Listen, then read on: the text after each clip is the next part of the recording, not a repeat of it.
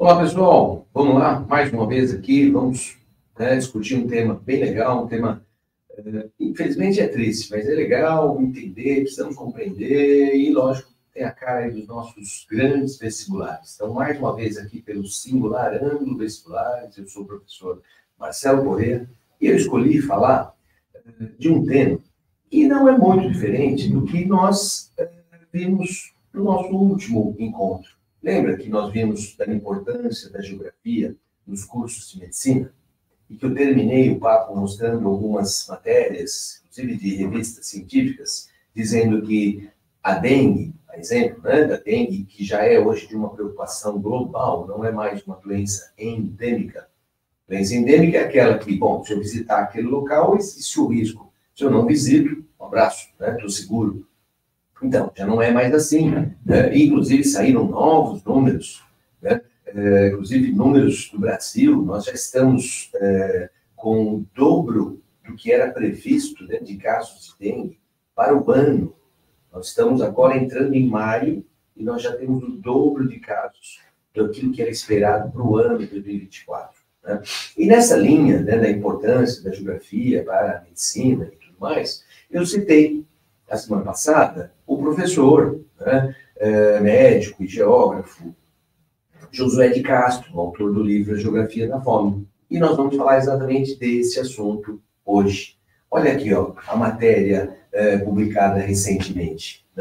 IBGE, 2 pontos. Segurança alimentar volta a crescer nos domicílios brasileiros em 2023. Claro, números de 2023 que estão sendo analisados e liberados agora. Tá? E quando eu falei do Josué de Castro, o livro dele, A Geografia da Fome, naquele livro ele fala de 2 categorias, a chamada fome crônica ou fome oculta. Algo que é crônico é aquilo que é permanente. Então, uma fome permanente, uma fome oculta. Que fome é essa? É aquela fome onde o indivíduo não percebe. O próprio indivíduo. Por quê? Porque ele se alimenta. Mas ele se alimenta muito mais no quesito quantidade do que qualidade. Então, você tem ali uma pessoa subnutrida. E também existe uma outra categoria, que é a fome aguda. A fome aguda já é um caso extremo, já é a ausência do alimento. E que, obviamente, a inanição, obviamente, leva à morte. Agora, existem outros conceitos nessa matéria aqui do IBGE, hoje já um estudo muito mais apurado, um estudo tanto estatístico quanto a compreensão do tema. Hoje utilizamos uma outra nomenclatura, embora essa nomenclatura da geografia e de algumas décadas, fome oculta ou crônica e fome aguda, ainda é utilizada. Mas vamos imaginar, espero eu, nos próximos vestibulares, a utilização desses conceitos mais apurados, como essa matéria do jornal Correio Brasiliense. Então, ele está dizendo que a segurança alimentar volta a crescer. Bom, o que é segurança alimentar? É a parcela da população que se alimenta muito bem, tanto na quantidade, mas sobretudo na qualidade, e que não tem nenhuma preocupação quanto ao amanhã, ao dia de amanhã. Foi um estudo feito a partir, olha lá, Pesquisa Nacional por Amostragem Domiciliar Contínua, é a chamada PNAD contínua. Lembra que de 10 em 10 anos nós realizamos o censo, só não o censo 2020, em função da pandemia, e que anualmente o resultado do censo é atualizado através das PNADs. Pesquisa Nacional por Amostragem Domiciliar. E a última PNAD trouxe um bom resultado. Os domicílios com segurança alimentar, eles aumentaram. Então, mas a nossa preocupação não é a segurança alimentar, nossa preocupação é a outra ponta, é aqueles que enfrentam a insegurança alimentar. Então, olha aqui, Brasil tem queda de 30% no número de pessoas em situação de insegurança alimentar. Então, vamos numa primeira abordagem. Aqueles que estão na condição ideal, que é a segurança alimentar, e aqueles que, infelizmente, têm algum aspecto que a gente já vai detalhar e que podemos classificar como insegurança alimentar. Certo? Bom, então essa é a preocupação. Melhorou? Melhorou. Né? Quanto maior o número de pessoas, né, que vive a segurança alimentar, melhor. Porém, nós temos ainda uma porcentagem muito elevada daqueles que enfrentam a insegurança alimentar. Daqui a pouco nós vamos olhar alguns números. Aqui vocês podem dar uma pausa para poder olhar com mais, né, calma o que é a segurança e o que é a insegurança alimentar. Então, segurança alimentar é uma categoria só. É uma parcela que se alimenta, como eu já disse, bem, quantidade, qualidade, que não tem dúvida alguma sobre o amanhã. Agora, existem 3 categorias de insegurança alimentar. Então, vamos lá. Olha a primeira aí, ó. Insegurança alimentar leve. O que significa? É uma parcela da nossa população, calma, os números a gente vê daqui a pouco, mas é uma parcela que se alimenta, sem dúvida, no quesito quantidade. Agora, no quesito qualidade, já deixa algo a desejar. Entendeu? Deixa a desejar, ficou feio, hein? Mas já é, vamos lá, é aquela situação onde eu me alimento, mas eu não me alimento da forma mais adequada. E eu tenho alguma dúvida sobre o amanhã. Porque se hoje eu não estou podendo adquirir alimentação ideal, eu imagino que para um futuro próximo existe o risco de uma piora. Bom, essa é a insegurança alimentar leve. Insegurança alimentar moderada. Já é uma categoria mais preocupante. Nessa situação, insegurança alimentar moderada, o quesito qualidade se esquece de uma vez, e até mesmo chega a faltar na quantidade, principalmente para os adultos. É muito comum uma situação tão precária como essa, os pais abrirem mão, muitas vezes, digamos, de um segundo prato, em benefício dos filhos, ou para garantir que exista o alimento para os filhos. Manja aquela situação entre, eu encaro mais um bifinho, não tem esse bifinho mais, e é importante para que as crianças tenham. Então já é um nível mais preocupante, né? Daí o nome de segurança, insegurança alimentar moderada. Quesito qualidade, você esquece, estamos falando da quantidade, podendo faltar até mesmo na quantidade, certo? O mais preocupante de todos, a insegurança alimentar grave. Insegurança alimentar grave significa que eu já posso imaginar a falta do alimento para todos, inclusive para as crianças.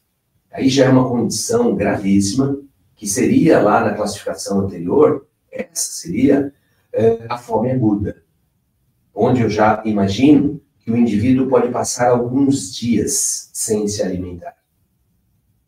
Óbvio que essa é a situação mais gritante, onde as medidas precisam ser mais emergenciais. Muitas dessas pessoas não têm condições sequer de preparar o alimento.